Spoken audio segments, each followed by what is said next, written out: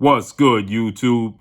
It's your boy, Blue Blood Sports TV, back at y'all with another one.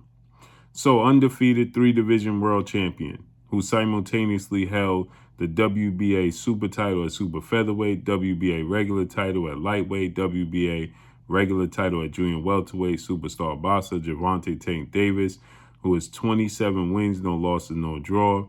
25 big wins by way of knockout. He is 28 years of age, 5'5" with a 67-inch arm reach.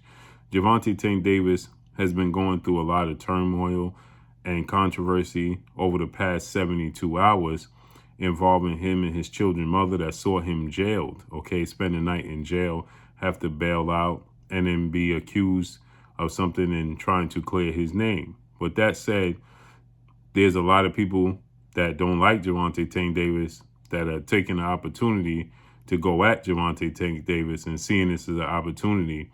And one being junior welterweight star title contender, Montana Too Pretty Love, who's 18 wins, 1 loss, 1 draw, 9 wins by way of knockout, 27 years of age, 5'8" with a 68.5-inch arm reach. And the other one is welterweight British superstar title contender, in Conor Benn. Oddly enough, Conor Benn, he came out of nowhere with this comments and critique towards Gervonta Davis. Conor Benn is 21 wins, no loss, no draw, 14 wins by way of knockout, 26 years of age, 5'8" with a 68-inch arm reach.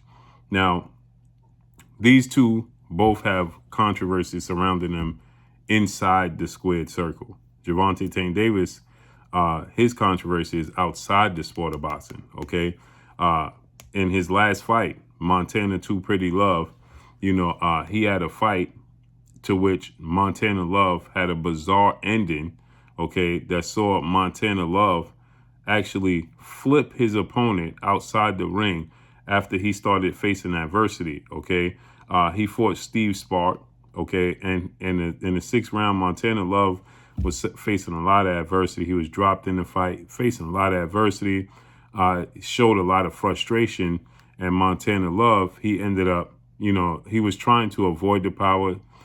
He was trying to, slow down the attack of his opponent, Spark, and he was having trouble. So he started doing excessive holding, and then towards the end, he actually flipped his opponent over the top ropes outside the ring, using his shoulder and his back, just completely lifting him up and flipping him outside the ring.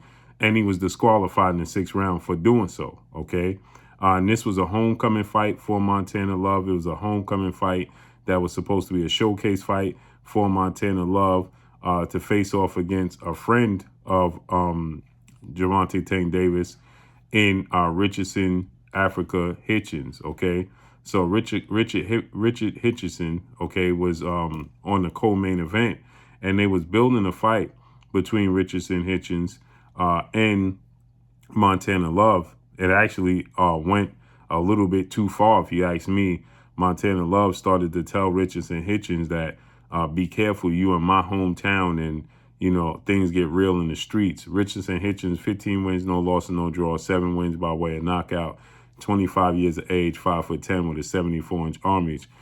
So Richardson Hitchens, he faced off against Yamar Alamo, where he got an 8th round knockout victory. And that was a co-main event. And again, they was building the fight, but Montana Love, he took it a little bit too serious, started talking about taking it to the streets and things of that nature. And they was building up this fight. And Montana Love simply didn't hold up his end of the bargain. Now, Richardson Hitchens and Gervonta Davis have a close friendship. So obviously, Gervonta Davis was upset how that played out.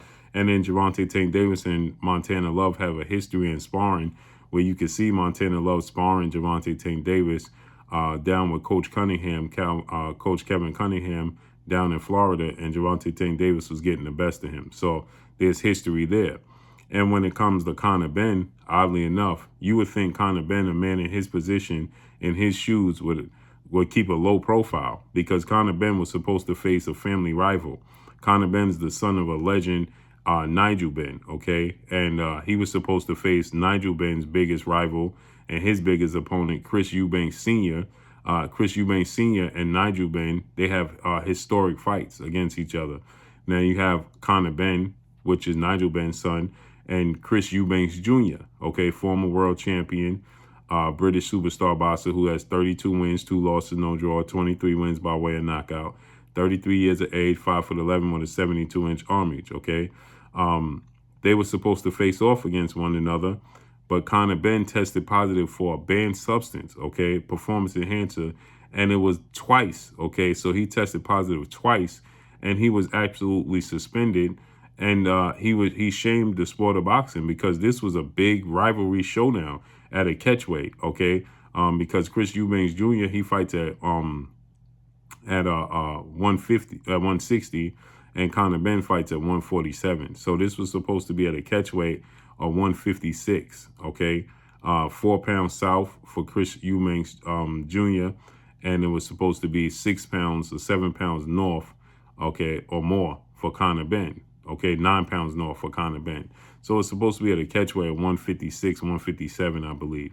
And there was already issues from Chris Eubanks Sr., who stated that he felt that they knew something was shady about this situation and they were still trying to pursue this fight. And so eventually we got word that Conor Benn, he tested positive for a banned substance, and he was suspended, okay?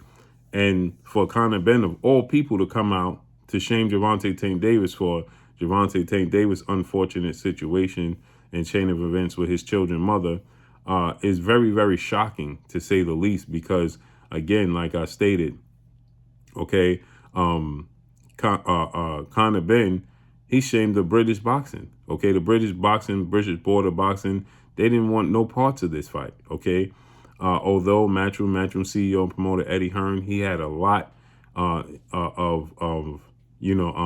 damage control he was doing and trying to push this fight to still take place. A huge fight, right? Again, Chris Eubanks Sr. and Nigel Benn have historic fights over in the UK, and they was trying to relive that, okay? And he failed. So for Conor Benn, he goes at Gervonta Tank Davis after this situation with Gervonta Tank Davis, and Gervonta Tank Davis has shown that clearly, this is not what is being portrayed, okay? That he just went and struck his significant other.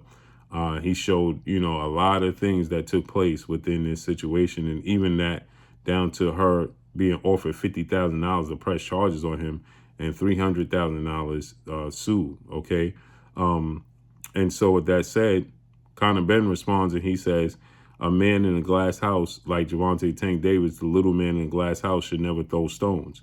Meaning that Gervonta Tank Davis responded to Conor Benn testing positive for a banned substance. Now, again, like I said, this is Conor Benn testing positive for a banned substance, okay, in competition, okay, looking for an unfair advantage in competition, which is completely different, okay?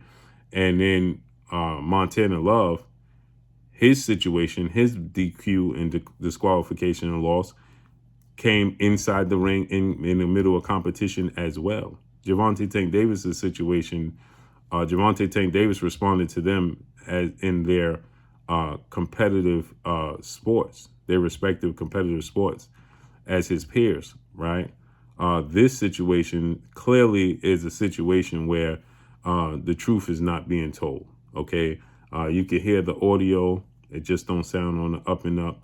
It just doesn't match the description of what's actually taking place. And then Gervonta Tank Davis, he bonded out 10% of $1,000, which turned out to be $100 bond. If it truly was that bad of an altercation, like this young lady was saying, there's no way possible that Gervonta Tank Davis, with an open case that he's going to be dealing with from February down in his hometown in Baltimore, and already having priors in this area of the law in Florida, okay? So I'm hard-pressed to see them letting Gervonta Tank Davis out on a $100 bond, knowing he's a multimillionaire, a celebrity athlete, and he can pay his way out.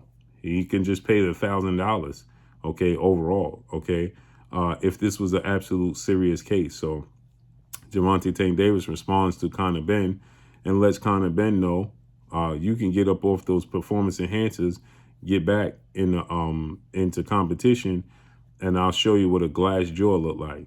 You right? And then he went in on Montana Love saying he disgraced his hometown. It was a homecoming fight, got disqualified, and looked for a way out. So, you know, a lot of people, a lot of different angles, a lot of people coming at Gervonta Tank Davis, okay? And it's just shocking that these two guys who have issues within their respective competition. It's one thing for Gervonta Tank Davis' situation is out the sport, okay? It's outside the sport. It's a personal matter. When it comes to Montana Love, he was disqualified in the ring for being frustrated, for possibly being on the verge of being stopped.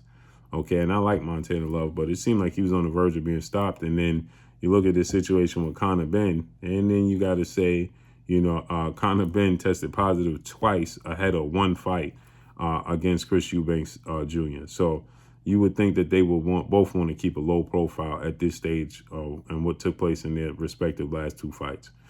So let's see what this turns out to be in the moving forward in the future, because I would love to see Conor Benn versus Gervonta Tank Davis and Montana Love versus Gervonta Tank Davis. So Gervonta Tank Davis have a scheduled fight January 7th against WBA super featherweight undefeated Dominican star boxer Hector Garcia.